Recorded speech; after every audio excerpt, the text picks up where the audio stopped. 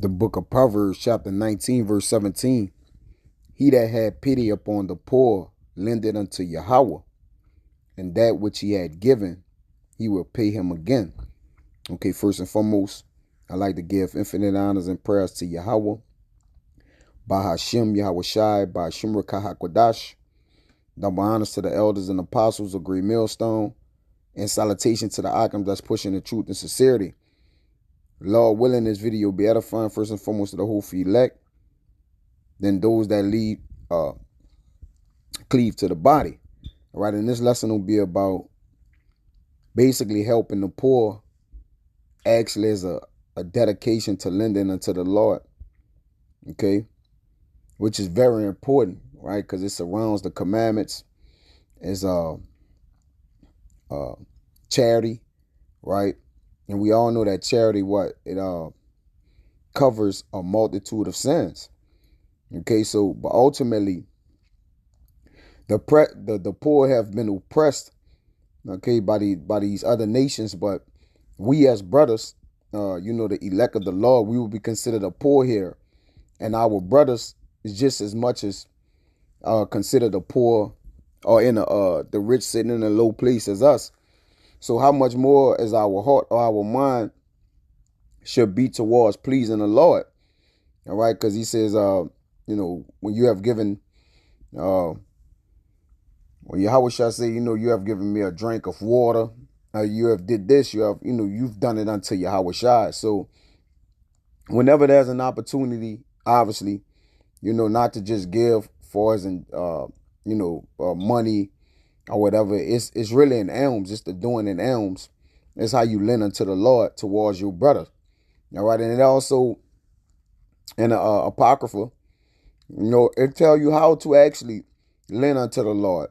All right, by doing it unto others. But it's not just to anybody, as the Christians will tell you.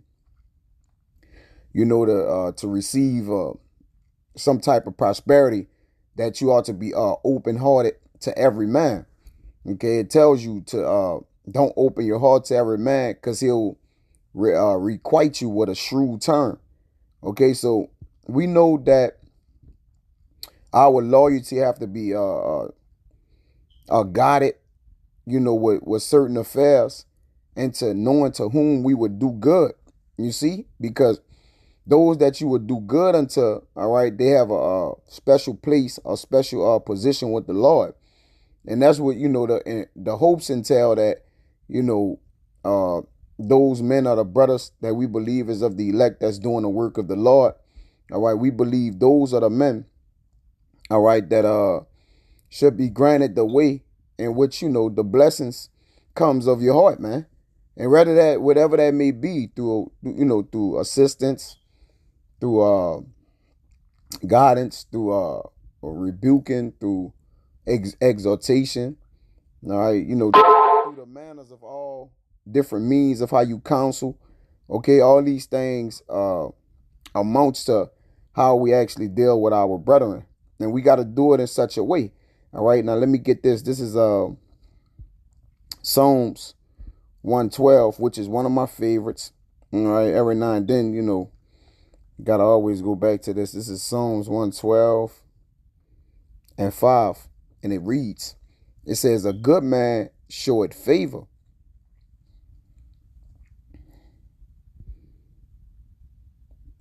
Okay, yeah. Psalms 112 and 5, a good man showeth favor and lend it. See, he will guide his affairs with discretion. So, but who, like when that good man showeth favor and lend it, who is he lending to, and what is he lending? Right? Is he just cleaving, or just lending to anyone or anybody? Okay, no. Is he laboring with anyone or anybody? Putting in work. That's going to the vineyard with his brother. Nah, it's not going down like that. Okay, but yet that favor that he's showing that pity, all right, which pity will cover that, You know, that good man showeth favor, which is pity, and lend it.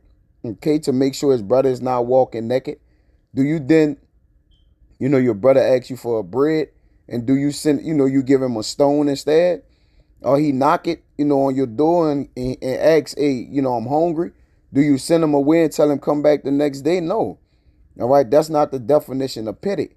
Pity. And the man of the Lord have to be the epitome, all right, of this. This is the word pity in the online etymology. It says compassion, kindness, and a generosity of spirit. You see? The deposition to mercy, the quality of being merciful. All right? Which this goes down a laundry list of different ways those actions are actually taken out, all right, are done through pity. All right? It says mercy, compassion, care, and tenderness. Right? The Lord say, cast your cares upon him, for he careth for you.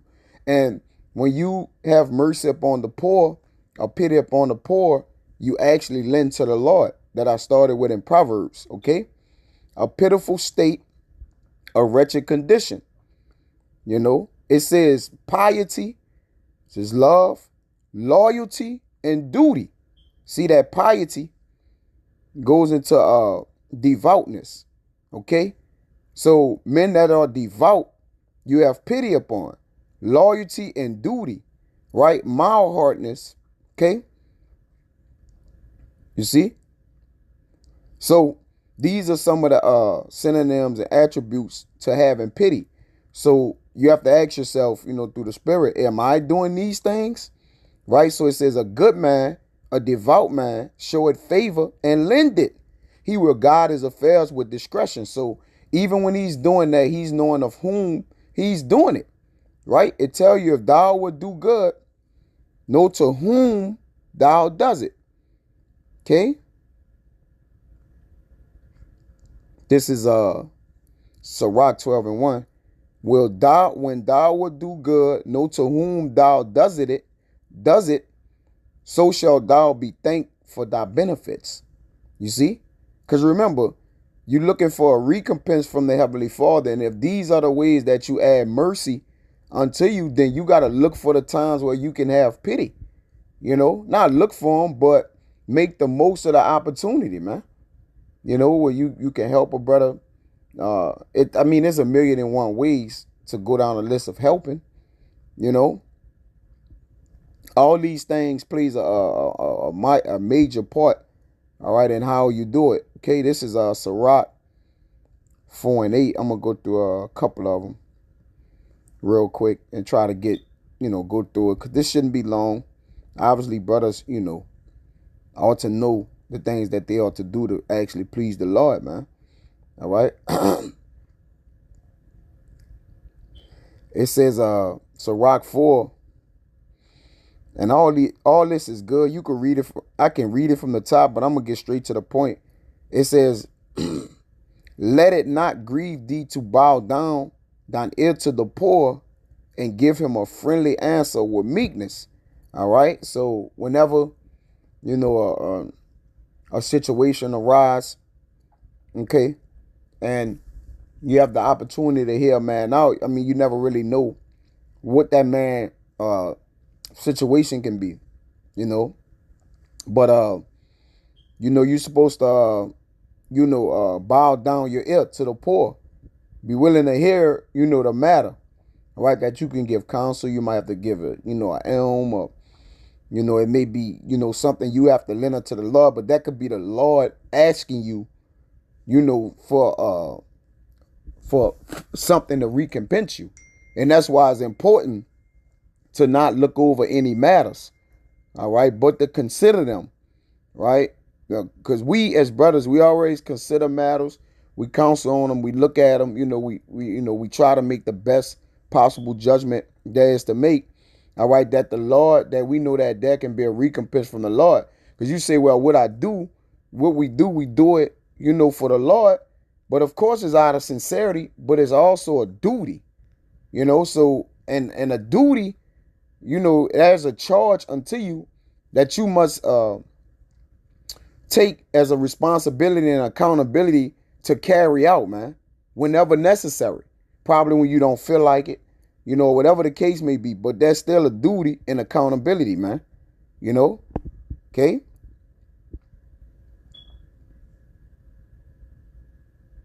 It says, yeah,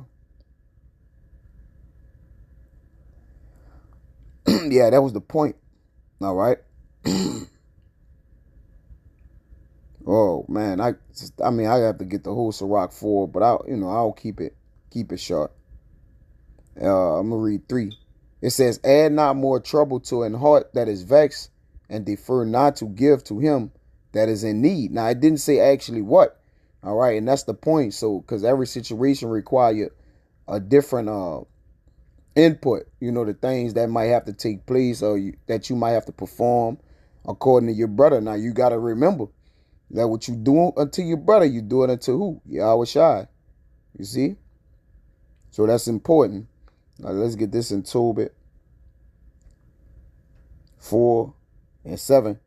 It says, give alms of thy substance, and when thou givest alms, let not thine eye be envious, neither turn thy face from any poor, and the face of our power shall not be turned away from thee. You see? Because it says, if thou hast abundance, give alms accordingly. If thou have but little, be not afraid to give according to that little. All right? Because if your brother, if you got, just, not a lot, but there's, you have enough to give, then it's going to requite you a good turn if you would just give that little or a portion of what you have, man. See that? Because remember what alms do. They deliver from debt. You see? That's an important thing. Let's get this real quick. Jump around in a few precepts. Like I said, it won't be long.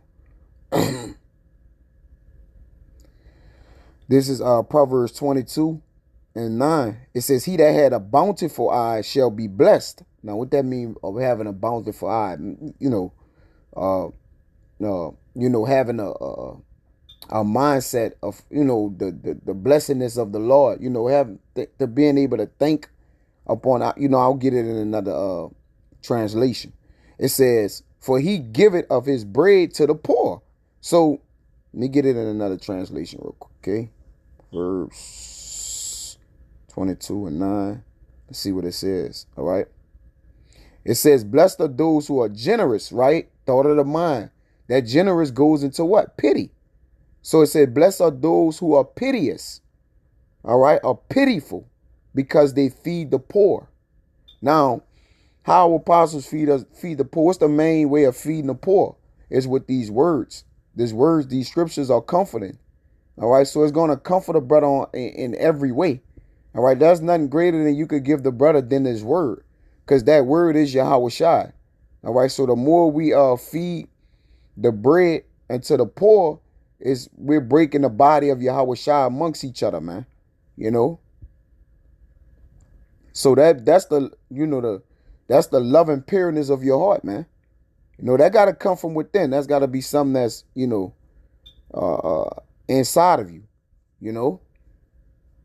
That got to be something that the Lord have stored in you, because if it's not there, then eventually it'll show, man. All right, it'll show, it'll reflect. And just because you give, that don't mean you're keeping the commandments or your heart was with it. Some people give grudgingly, right? Remember, the Lord loveth none but him that's a cheerful giver, and I'll get that. This is Sirach 29 and 9. It says, help the poor for the commandment's sake, and turn him not away because of his poverty. All right? You see? Remember, the Lord loveth none but him that's a cheerful giver. And again, giving is a thing of a godly man. All right, in the ancient time, we would help brothers, traveling, or whatever the case may be, offering your house, offering different things, okay, as a necessity unto the Lord,